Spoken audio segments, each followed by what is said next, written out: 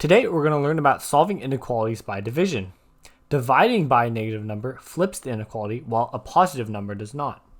So solving inequalities by division is the same thing as multiplication in that manipulating the numbers by any sort of negative number will flip the inequality.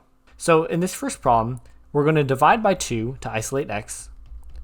So we're going to get x is less than 6. So this means that x can take any value that is less than 6. It's going to look like this on the number line.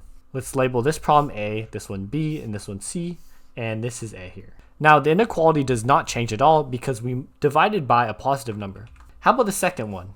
If we divide by negative 6, we're going to get negative 3 is greater than or equals to x. Now, wait a minute, this is not correct because we didn't flip the inequality. We divided by a negative number, so we have to flip the inequality. So this is not right. It's going to be negative 3 is less than or equals to x. So this means that x has to be greater than negative 3. So on the number line, it's going to look something like this. This is b. Now, why does flipping the inequality work? To prove that this is the correct solution, let's take the number that's on the number line, that, like negative 1, for example. So if we were to plug in negative 1 for x, let's test it out here. 18 is greater than 6. Is this the case? Yep, this works. So because negative 1 works, we know that the inequality is going in the right direction.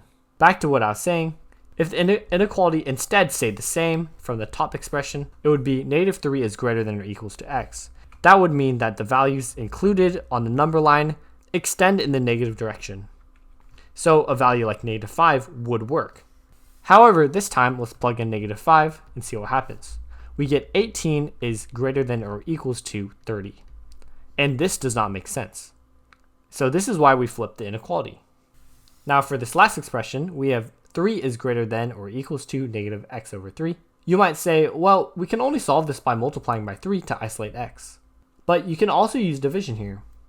If you divide both sides by negative 1/3, you're actually going to see that the right-hand side simplifies to just x. We have to flip the inequality since we're dividing by a negative number, and the left-hand side becomes negative 9.